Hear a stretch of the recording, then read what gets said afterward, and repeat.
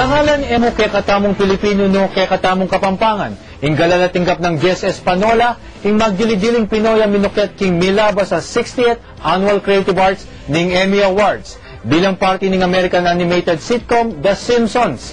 Exclusive yung panayam kang Jess Espanola, king pamagpatrol ng Gracie Rutao.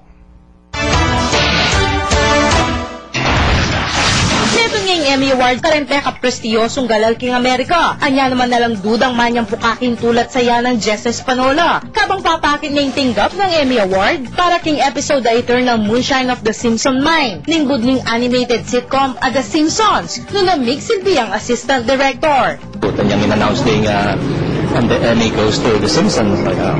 Hindi pa lundag. Ecstatic ko kayong saya. Paning biro-biro yung delana ng kasakitan Jess. Bayo na ikwaing rurok ng tagumpyan ng Emmy.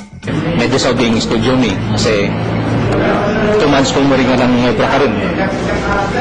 Kaya magtipid ko kanita kumakapamara lang pera Pilipinas.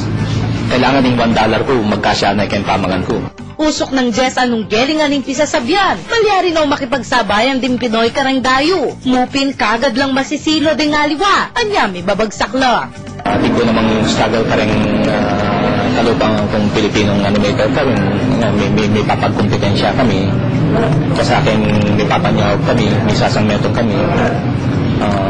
May papagkay kami. Para magdala mo sa tulo na kami yung opportunity.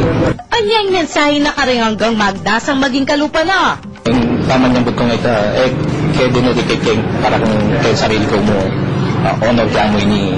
Yung agad kong gay, pikit ka yung sarili ko para ka rin Pilipino ini. Gracie Rutao, patrol ng Pilipino. At tutok